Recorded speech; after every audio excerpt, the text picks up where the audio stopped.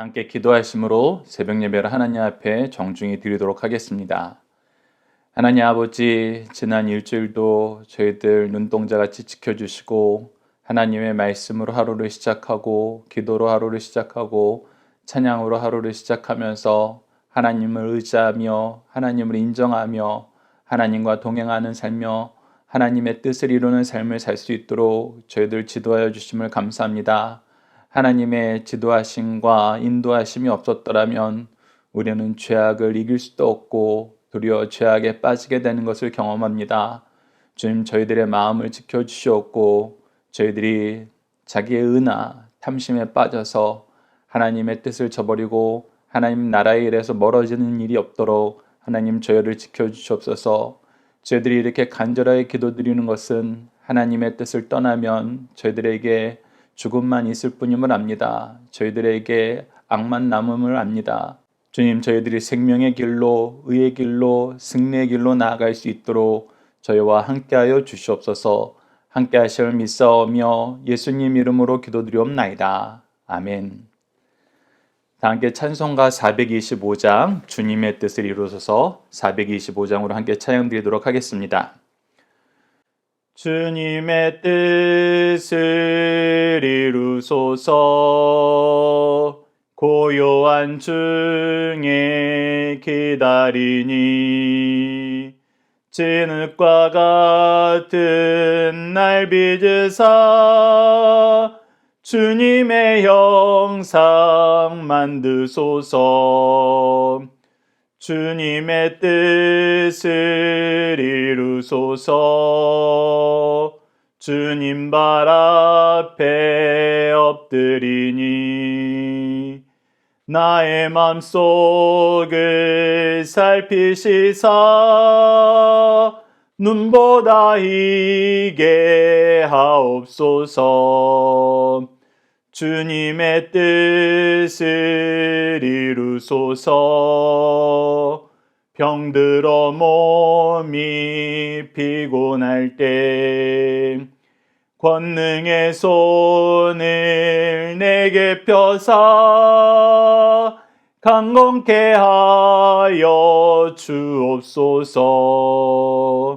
주님의 뜻을 이루소서. 온전히 나를 주장하사 주님과 함께 동행함을 만민이 알게 하옵소서. 아멘.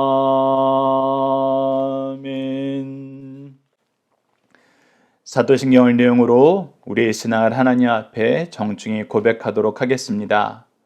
나는 전능하신 아버지 하나님, 천지의 창조주를 믿습니다. 나는 그의 유일하신 아들, 우리 주 예수 그리스도를 믿습니다. 그는 성령으로 잉태되어 동정녀 마리아에게서 나시고 본디오 빌라도에게 고난을 받아 십자가에 못 박혀 죽으시고 장사된 지 사흘 만에 죽은 자 가운데에서 다시 살아나셨으며 하늘에 오르시어 전능하신 아버지 하나님 우편에 앉아 계시다가 거기로부터 살아있는 자와 죽은 자를 심판하러 오십니다. 나는 성령을 믿으며 거룩한 공교회와 성도의 교제와 죄를 용서받는 것과 몸의 부활과 영생을 믿습니다. 아멘. 오늘 우리에게 주신 하나님의 말씀, 우리가 함께 나눌 말씀은 누가복음 12장 13절에서 21절 말씀입니다. 누가복음 12장 13절에서 21절 말씀 제가 봉독해 드리도록 하겠습니다. 무리 중에 한 사람이 이르되 선생님, 내 형을 명하여 유산을 나와 나누게 하소서 하니 이르시되 이 사람아, 누가 나를 너희의 재판장이나 물건 나누는 자로 세웠느냐 하시고 그들에게 이르시되 삼가 모든 탐심을 물리치라. 사람의 생명이 그 소유에 넉넉한 데 있지 아니하니라 하시고 또 비유로 그들에게 말하여 이르시되 한 부자가 그 밭에 소출이 풍성하매 심중에 생각하여 이르되 내가 곡식 쌓아둘 곳이 없으니 어찌할꼬 하고 또 이르되 내가 이렇게 하리라 내 곡간을 헐고 더 크게 짓고 내 모든 곡식과 물건을 거기 쌓아두리라. 또 내가 내 영혼에게 이르되 영혼아 열에 쓸 물건을 많이 쌓아두었으니 평안히 쉬고 먹고 마시고 즐거워하자 하리라 하되 하나님은 이르시되 어리석은 자여 오늘 밤에 내 영혼을 도로 찾으리니 그러면 내가 준비한 것이 누구의 것이 되겠느냐 하셨으니 자기를 위하여 재물을 쌓아두고 하나님께 대하여 부여하지 못한 자가 이와 같으니라. 아멘. 오늘 말씀을 어리석은 부자가 되지 말자라는 제목으로 저희들 함께 말씀을 나누도록 하겠습니다. 오늘 본문 말씀은 저희들이 크게 두 단락으로 나눠서 보고자 합니다. 첫 번째 단락은 13절에서 15절로 우리 편 되신 예수님은 왜 편들어 달라는 요청을 거절하셨나요? 키워드는 유산, 탐심, 물건 나누는 자, 생명 나누는 자입니다. 자, 여러분 키워드에서 이미 보셨겠지만 예수님은 우리 편이십니다.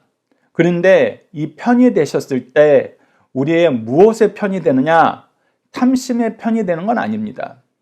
도리어 생명의 편이 되십니다.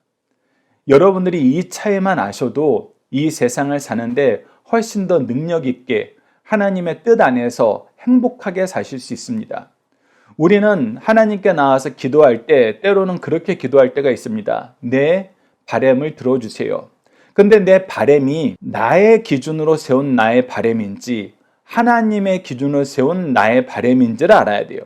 우선 언어적인 표현에서 나의 바람입니다 라고 하면은 그것은 탐심이 될 가능성이 많아요. 그래서 저희들이 오늘 예배 찬양으로 주님의 뜻을 이루소서 찬양을 선택한 겁니다. 나의 뜻이, 나의 바람이 주님의 뜻일 때, 하나님의 뜻일 때 이것은 성취됩니다. 이것은 의를 이루어요. 이것은 생명으로 갑니다. 이것은 승리의 역사만 남습니다.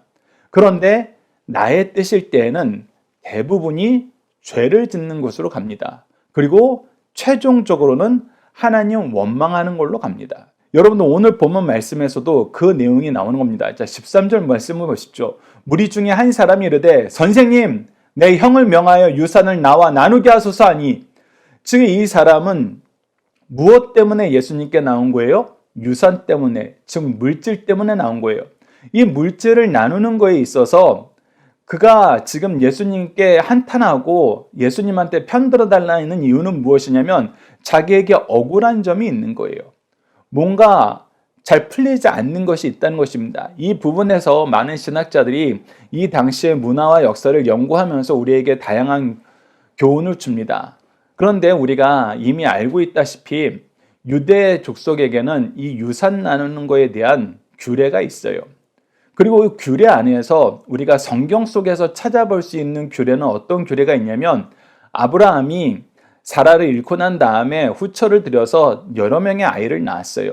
그 여러 명의 아이들에 대해서 이제 이삭을 후계자로 세웠을 때 어떻게 하냐면 그들에게 일부의 재산을 주고 아주 먼 곳으로, 이삭하고 전혀 상관없는 삶을 살 수 있을 만큼 먼 곳으로 가서 살게 만듭니다. 그것은 이삭이 받은 영적 유산과 육적인 유산 모든 거에 대해서 너희들이 관여하지 말고 분리되라는 거예요. 그래서 일찌감치 보냅니다. 그래서 이 내용을 통해서 우리가 보게 되는 것은 이 부모들에 대해서 부모가 어떤 일정한 방식에 의해서 자녀들한테 유산을 상속해 줄 수 있는 제도가 있다는 것은 우리가 알 수 있어요. 그런데 지금 현재 이 형제들이 싸우게 되는 이유는 뭐예요? 부모는 돌아가신 것 같아요. 그리고 형이 그 유산을 많이 가지려고 하는 것 같아요. 여러 가지 이유가 있을 수 있겠죠. 부모님의 유산에 대해서, 부모님의 유언에 대해서 형이 임의대로 판단하거나 임의대로 결정한 게 있을 수 있을 거예요. 또 동생 입장에서는 그렇지 않다라고 주장할 수 있는 이유가 있을 수 있어요. 근데 모든 것은 결국은 무엇에 의해서 이루어지는 것이냐라고 했을 때 예수님께서 15절을 통해서 우리에게 보여주신 말씀을 통해서 깨달을 수 있는 것은 그것이 탐욕이었다라는 거예요. 탐욕. 너희들이 탐심 때문에 싸우고 있다라는 것이 이미 예수님께서 말씀을 통해서 판단하여 주신 겁니다. 평가를 해주신 거예요. 그런데 예수님께서 판단하고 평가하는 거에 대해서도 굉장히 조심스러워 하시는 부분을 우리가 14절에서 발견할 수 있어요. 여러분 14절 주목해서 보십시오. 이르시되 이 사람아 누가 나를 너희의 재판장이나 물건 나누는 자로 세웠느냐. 지금 이 공동체 안에는 질서가 있어요. 그리고 유다 문화에서는 우리가 중요하게 여기는 게 뭐냐면 바로 증인을 세우는 거예요. 그래서 아버지가 유언을 남겼더라면 반드시 증인이 있을 거예요.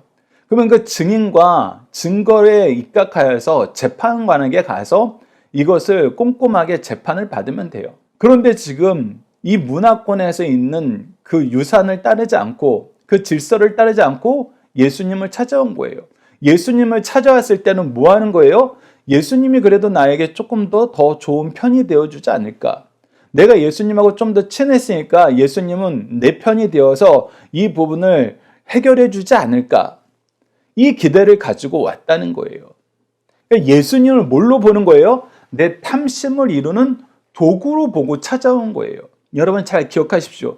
이미 유다 생활권 안에서는 이 모든 것을 할 수 있는 전통적인 법적인 규례들이 있어요.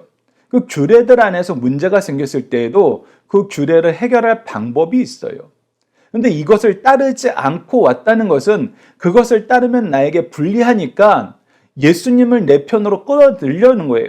예수님을 자기의 탐심의 도구를 이용하는데 도구로 써버리겠다는 거예요. 그래서 이것은 절대 있어서는 안 된다는 것입니다. 동시에 예수님은 이 땅에 재판관으로 오시지 않았어요. 우리를 위한 대속의 제물로 오셨어요. 동시에 예수님이 유일하게 보여주시는 모습은 왕의 모습이고 선지자의 모습이고 제사장의 모습입니다. 물론 유대 문화권 안에서 왕과 제사장이 재판을 했던 경험이 있어요. 그러나 그것은 굉장히 부수적인 직업이에요. 부수적인 역할이에요. 주된 역할은 뭐예요? 하나님과의 관계 안에서 모든 것이 이루어져요. 선지자는 하나님의 지혜를 가르쳐주는 거예요. 제사장은 거룩함을 통해서 하나님께 바르게 예배드리는 걸 가르쳐주는 거예요. 왕은 하나님의 의로운 통치를 통해서 사람들이 하나님께 예배하러 나올 수 있도록 인도하는 사람이에요. 그래서 하나님께서 세우신 이 세 가지 직분 안에는 사실 우리가 세상적인 탐심을 해결할 만한 세상적으로 요구하는 재판관의 모습은 없어요. 심지어 예수님께서도 이 땅에 재판을 행하러 오신 것이 아니었어요. 그렇기 때문에 재판관이 된다, 재판관의 역할이 더욱더 부각되는 어떤 요구를 한다, 이거 모두 하나님의 방법하고는 다른 거예요. 예수님이 해서는 안 될 일이에요. 그런데 사람들은 그것을 요구한다는 것입니다. 동일한 단어여도 하나님이 세우신 왕과 세상 사람들이 원하는 왕의 모습은 완전히 다르잖아요. 우리가 이미 사무엘 상하에서도 보는 것처럼 이스라엘 민족이 왕을 원한 것은 하나님께 예배하는데 우리를 잘 인도하는 사람이 없습니다. 이 개념에서 하나님이 세우신 왕의 개념에서 왕을 요구한 게 아니에요. 세상 사람들이 원하는 왕의 개념에서 왕을 요구했던 거예요. 마찬가지입니다. 예수님께서는 하나님이 세우신 왕으로 오셨지만 세상 사람들은 자기네들이 세운 왕의 개념으로 지금 예수님을 바라보고 있어요. 하나님이 보내신 왕 중의 왕으로 보지 않고 있어요. 재판관이 되어달라 그랬을 때도 마지막에 오셔서 선악간의 모든 것을 판단하시는, 재판하시는 의로운 예수님을 바라보는 것이 아니라 지금 내 탐심을 채워줄, 탐욕을 채워줄 도구로서의 재판관. 그래서 내가 우리 형보다는 우리 예수님하고 가까우니까 예수님이 내 편을 들어줄 거야 라는 그런 욕심으로 예수님께 나와왔다는 것입니다. 그래서 예수님은 이런 걸 철저하게 막으시는 거예요. 여러분들, 우리 잘 기억해야 됩니다. 우리가 우리의 욕심을 이루는 방법을 예수님을 통해서 이루려고 한다면은 예수님은 우리의 메시아가 되는 게 아니에요. 우리의 탐욕의 도구가 되는 거예요. 여러분들이 예배 드릴 때 내가 원하는 모든 것 들어주세요 하고 예배를 드린다면은 여러분들, 우리가 로마서 10장 2절에서 3절을 통해서 계속해서 확인하는 거지만 내 생각대로 하는 것은 결국은 하나님 앞에 범죄하는 것이 돼요. 하나님의 뜻을 모르고 하는 것은 결국은 나의 의를 이루려는 하나님의 의에 반대하는 반역이 되는 것을 우리가 이미 확인했었어요. 그런데 내가 하나님의 뜻은 전혀 생각하지 않고 하나님 내 기도 무조건 들어주셔야 돼요, 내 뜻 무조건 이루어 주셔야 돼요 하면서 헌금하고 예배 드리는 건 뭐냐면은 하나님, 내가 나쁜 짓 하는데, 내가 죄악을 짓는데 하나님 내 편 되어 줄 거죠? 두셔야 돼요. 이렇게 요구하는 것과 똑같다는 거예요. 이미 소선지서에서 하나님이 이런 류의 경고를 이스라엘 백성들에게 내리십니다. 너희들이 제사를 잘 드리고 나서 너희들이 하나님 앞에도 사람들 앞에서 의롭다고 여기는 거, 그걸 뭐와 같다? 저 나쁜 짓 하는데 하나님도 내 편 대주세요 하는 것 같다. 범죄한 자들이 저 헌금 많이 할 테니까 용서해 주세요 하는 것은 저 나쁜 짓 했는데 하나님 내 편 되어 줄 거죠? 나 헌금 많이 했어요 하는 것과 똑같다는 거예요. 탐심으로 하나님을 이용하려고 그랬을 땐 정말 어마무시한 죄를 짓는 것입니다, 여러분들. 근데 이렇게 신앙생활 하는 사람이 있다 없다? 있다. 이런 걸 기대하고 예수님을 찾아오는 사람이 있다 없다? 있다. 그렇기 때문에 예수님이 오늘 본문 말씀을 주신 거예요. 우리가 오늘 본문 말씀을 주목해서 봐야 되는 것입니다. 그래서 15절 먼저 봅시다. 그들에게 이르시되 상가 모든 탐심을 물리치라. 사람의 생명이 그 소유에 넉넉한 데 있지 않느니라. 자, 너희들이 생명 나누는 자가 돼야지. 물건 나누는 자로 탐심으로 살아서는 생명 나누는 것과 전혀 관계없는 삶을 살게 된다. 이 말씀을 하시고 우리가 두 번째 단락 16절에서 21절에 한 예수님께서 한 예를 들어주시는 것입니다. 자, 두 번째 단락에 넘어가기 전에 우리 함께 묵상할 말씀을 통해서 지금 우리가 같이 묵상한 말씀 좀 더 깊이 있게 보도록 하겠습니다. 골로새서 3장 5절을 보시죠. 그러므로 땅에 있는 지체를 죽이라. 곧 음란과 부정과 사욕과 악한 정욕과 탐심이니 탐심은 무엇이다? 우상 숭배니라. 욕심을 가지고 하나님께 나오고 욕심을 이루기 위한 도구로 예수님을, 하나님을 이용하려고 하는 것은, 교회를 이용하려고 하는 것은, 예배를 이용하려고 하는 것은, 여러분 이것은 무엇이다? 우상숭배다. 여러분 이 우상숭배라는 말에 정말 다양한 의미가 내포되어 있습니다. 우선 너희들은 하나님 믿는 거 아니다. 물질의 우상을 섬기는 거다. 이것이 첫 번째 의미예요. 가장 쉬운 의미죠. 두 번째는 뭐냐면 너희들이 이름만 내 이름 붙이고 너희들이 다른 우상을 만들어서 그것을 하나님으로 여기고 있다. 이것은 무엇과 같아요? 이스라엘 민족이 광야에서 모세가 하나님 말씀 들으러 올라갔는데 하도 안 내려오니까 아론한테 찾아가서 우리를 위해서 신을 만들어 달라 그래요. 근데 그 신을 송아지 모양으로 만들고 뭐라고 불러요? 이것이 우리를 애굽에서 인도해낸 여호와다라고 불러요. 이것이 얼마나 악한 일인지 하나님께서 정말 강하게 심판을 하십니다. 강하게 책망을 하세요.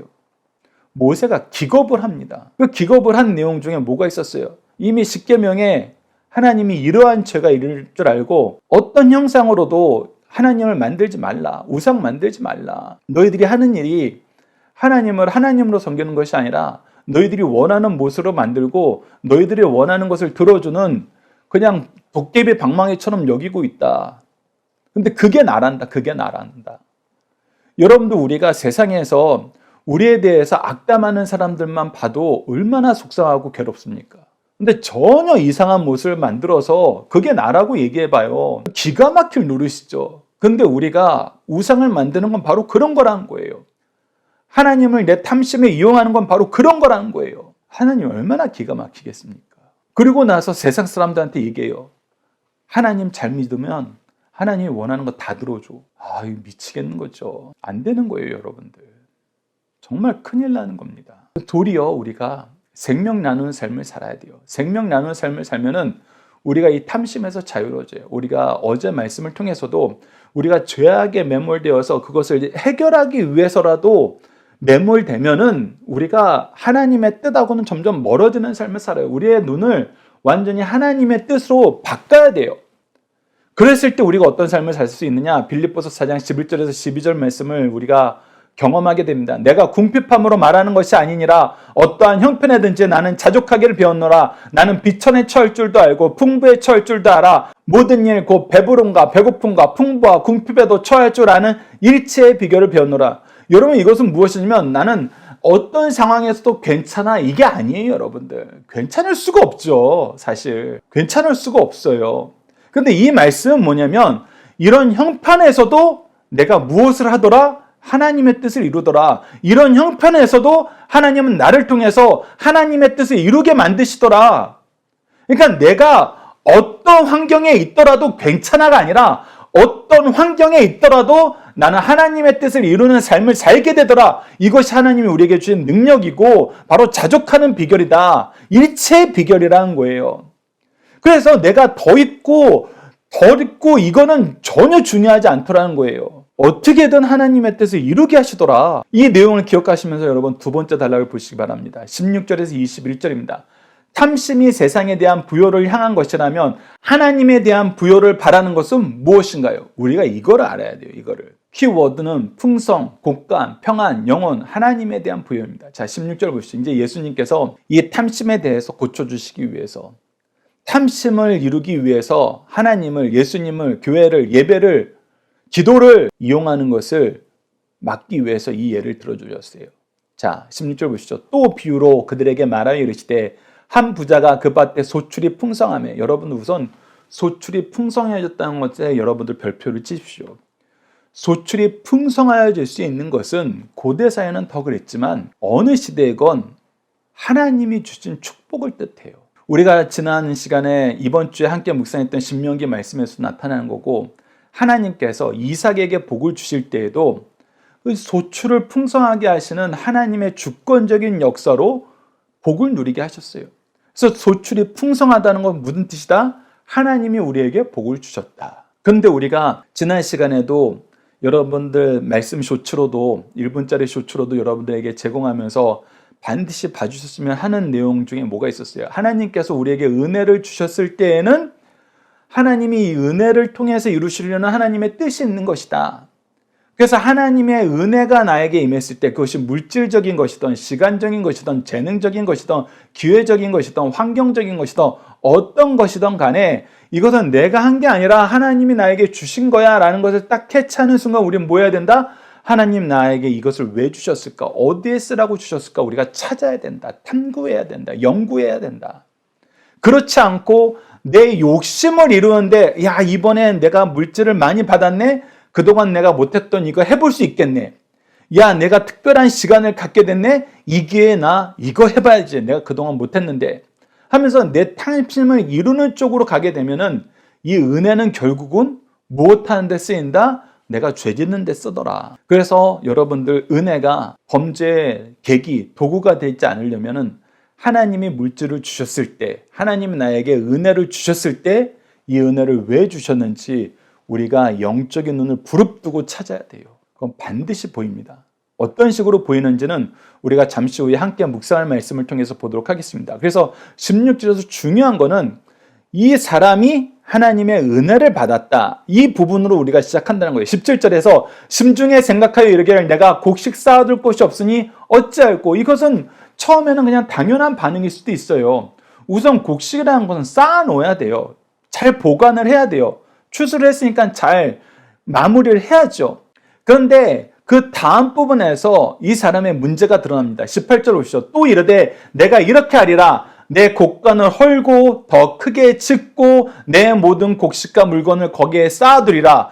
또 내가 내 영혼에게 이르되 영혼아 여러 해 쓸 물건을 많이 쌓아두었으니 평안히 쉬고 먹고 마시고 즐거워하자. 자, 자기의 소출이 풍성함, 하나님의 은혜가 왔을 때 뭐 하기로 작정한 거예요?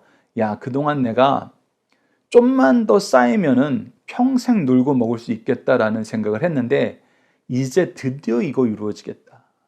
이제 드디어 이게 이루어지겠네.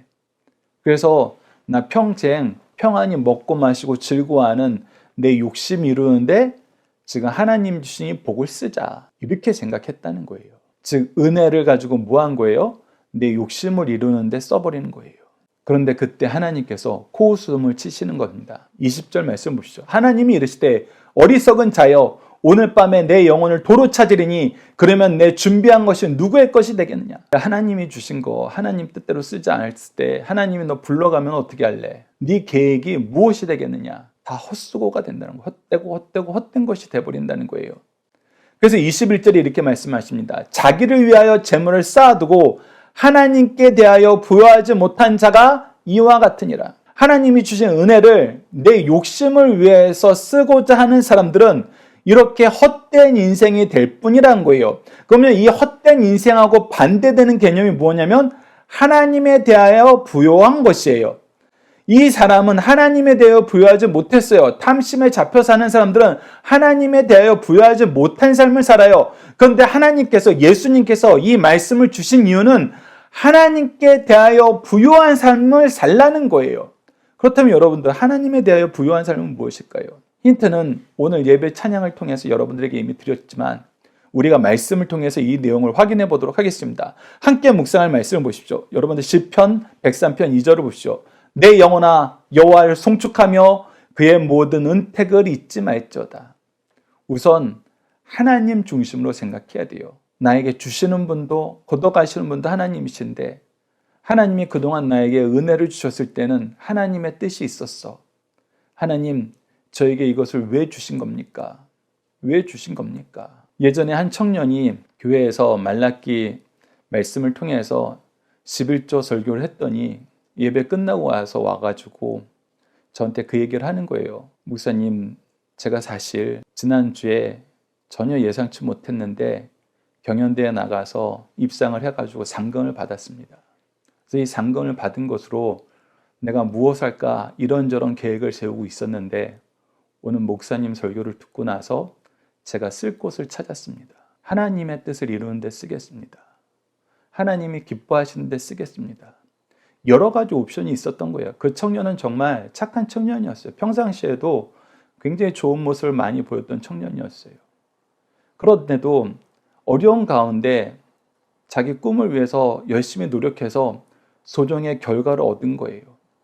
얼마나 하고 싶은 일이 많겠어요. 자기를 위해서 투자해야 될 부분도 굉장히 많았던 상황이에요. 그럼에도 불구하고 하나님이 기뻐하시는 곳에 쓰겠습니다. 자기를 위해서 쓰지 않겠다는 거예요. 제가 아이들하고 수련회를 가서도 학부모들한테 부탁을 해가지고 이번에는 아이들의 모든 그런 결과를 수련회에서 우리가 여러 가지 프로그램을 했던 그 결과를 금액으로 환산해서 좀 상급을 주도록 하겠습니다.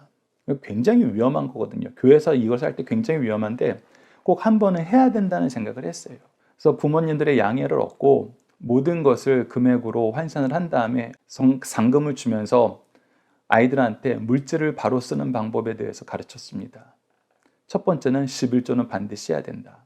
두 번째는 감사헌금은 해라. 감사헌금은 되도록이면 11조랑 동일한 양으로 해라. 그래서 아이들이 각자가 프로그램에서 얻은 점수를 금액으로 환산해서 그 다음 주에 평일날 수련을 하고 그 다음 주에 주일날 그것을 시상하면서 아이들이 이것을 집에 가져가서 일주일 동안 있다가 실천하면 또 잘못될 수 있으니까 바로 그날 실천할 수 있도록 제가 잔돈을 다 바꿔서 줬어요.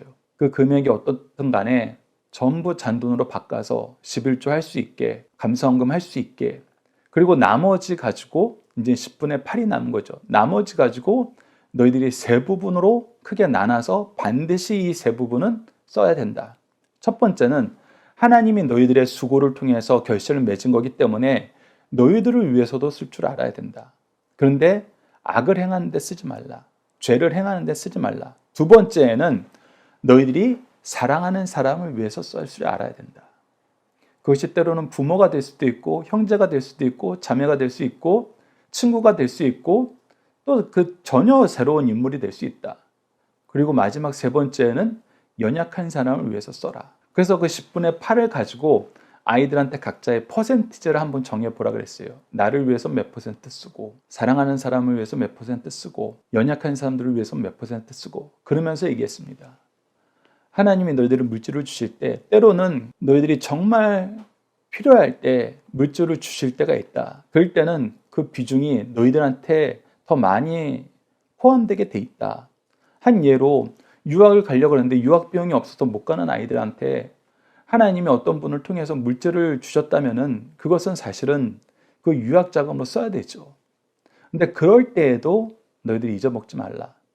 11조 감사헌금 반드시 있어야 되고 아주 작은 부분이라도 사랑하는 사람들과 연약한 사람들을 위해선 그걸 좀 나눠서 써라. 그래서 이 내용을 아이들한테 가르치고 되도록이면 부모님들한테도 그 내용을 공유한 다음에 앞으로 아이들이 물질적으로 어떤 계기를 맞이했을 때는 이것을 꼭 지도해 주십시오. 그것이 지혜롭게 물질을 쓰는 방법입니다. 그래서 이것을 통해서 우리가 하나님의 뜻을 깨달을 수 있는 거예요. 하나님께서 우리에게 물질을 주실 때에는 우선 나에게 내 수고의 열매로 결실로 물질을 주세요.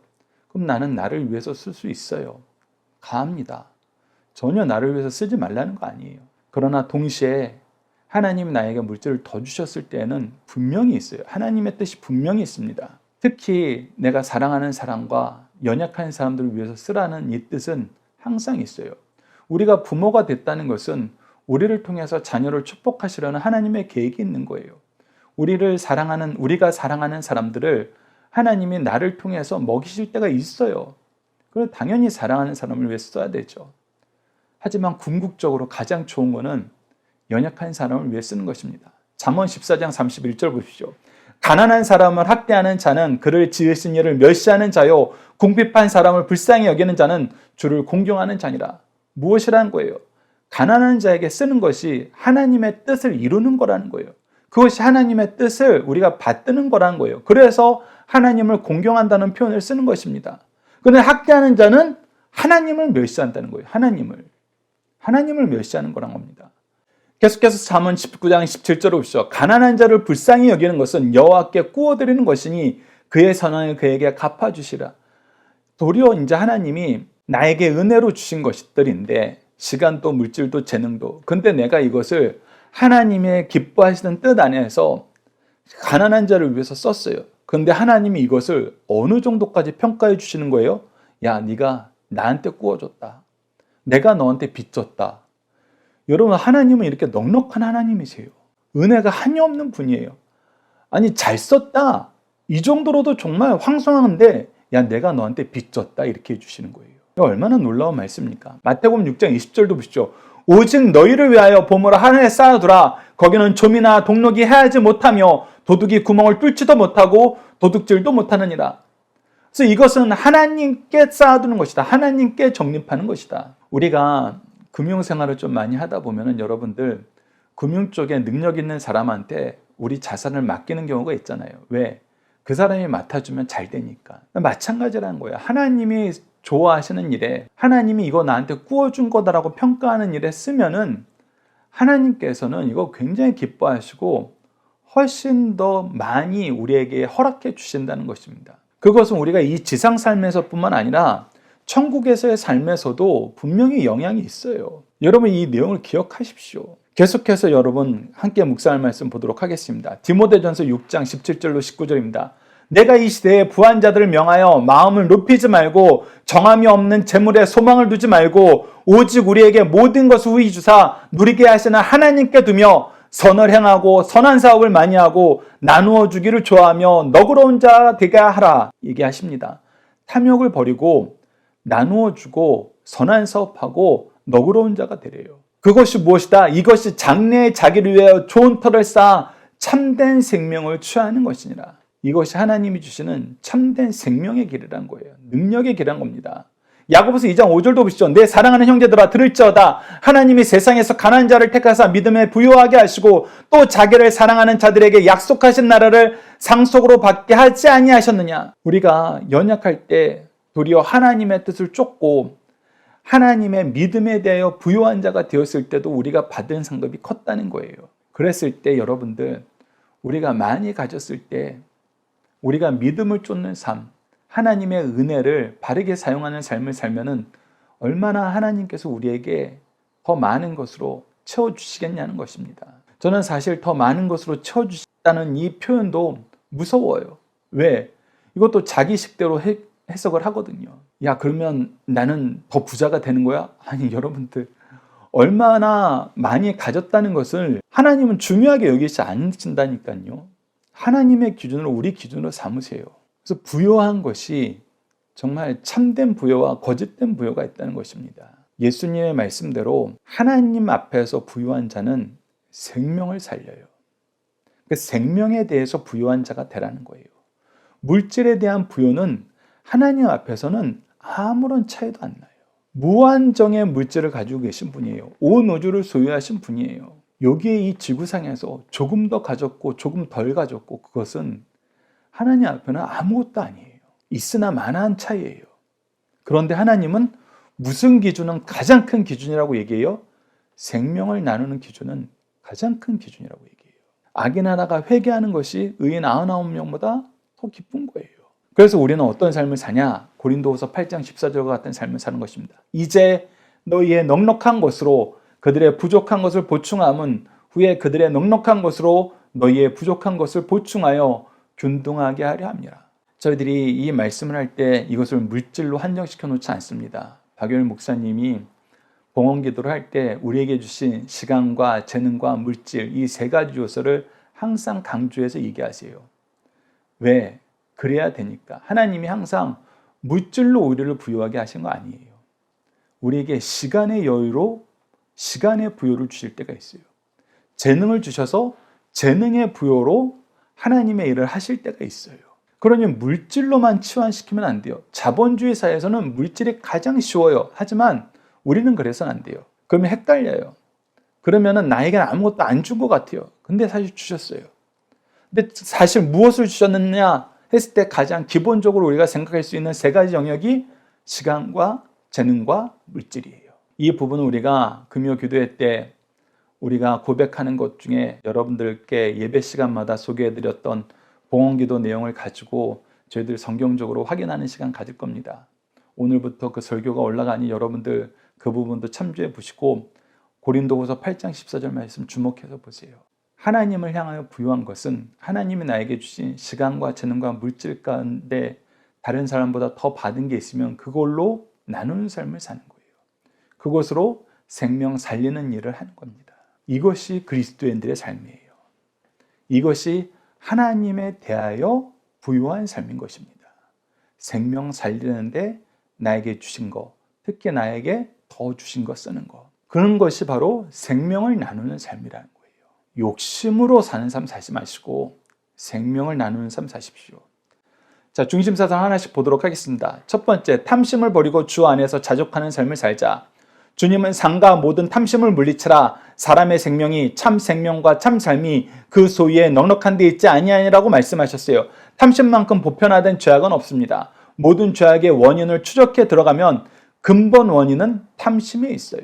그래서 십계명 마지막이 내 이웃에 대하여 탐하지 말라, 내 이웃을 탐하지 말라라는 이 내용은 무엇이냐면 바로 탐심을 주의해 주는 것이고 이 탐심이 모든 악의 근원임을 우리에게 가르쳐 주는 것입니다. 자, 두 번째 중심사상 봅시다. 하나님 없는 세상 부자의 어리석음을 지적해주고 있습니다. 하나님 없는 어리석은 부자는 자신의 생명과 재산을 내가 이렇게 하리라고 말할 뿐 아니라 실제 그렇게 할 수 있다고 생각했어요. 그러나 하나님은 그를 향하여 어리석은 자여 오늘 밤에 내 영혼을 도로 찾으리니 그러면 내 준비한 것이 누구의 것이 되겠느냐라고 하시며 그 어리석음을 책망하십니다. 그래도 수많은 사람들은 이 질문에 관심을 두지 않고 재물을 쌓고 쓰기에 여념이 없어요. 하지만 내세의 삶에 들어가면 하나님 없는 세상 모든 것은 허무할 뿐이 아니라 유죄의 증거가 됨을 알아야 됩니다. 그리고 세상에서 순간적인 삶을 위하여 얼마나 어리석은 짓을 했는지 후회하게 되지만 이미 시간은 늦었다는 것입니다. 마지막 세 번째입니다.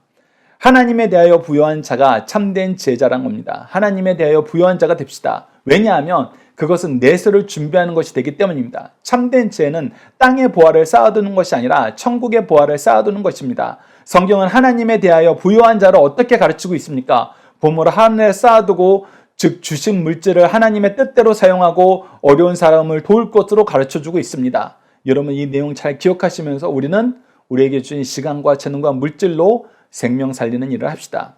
자, 자녀들과 함께하는 기도 훈련 내용을 통해서 함께 기도하도록 하겠습니다. 은혜 위에 은혜를 더하시고 우리를 은혜의 일꾼으로 부르신 하나님, 우리에게 은사와 직분과 사명을 주시고 미리 주신 시간과 재능과 물질을 통해서 연약한 영혼을 돌보며 그리스도의 생명을 전하는 삶을 살게 하심을 감사합니다. 우리가 돌보아야 할 영혼들이 우리 가정을 넘어 교회를 넘어 이 나라를 넘어 아직도 너무 많은데 우리가 가정 안에서 교회 안에서 우리 나라 안에서만 머물며 서로의 평안만 생각함을 용서해 주소서. 우리가 먼저 연약한 자를 도울 때 그들도 하나님께서 더 주신 것으로 우리의 연약함을 돌보며 서로가 축복의 통로가 되도록 인도하신 하나님, 이제 우리가 함께 더 연약한 이웃을 찾아 돌보며 더 큰 축복의 통로, 은혜의 통로가 되게 하시고 더 놀라운 축복과 은혜의 공동체가 하나님의 구속의 역사 속에서 열매 맺을 수 있도록 도와주셔서 예수님 이름으로 기도드립니다. 아멘. 주기도문으로 예배를 마치겠습니다. 하늘에 계신 우리 아버지, 아버지의 이름을 거룩하게 하시며 아버지의 나라가 오게 하시며 아버지의 뜻이 하늘에서와 같이 땅에서도 이루어지게 하소서.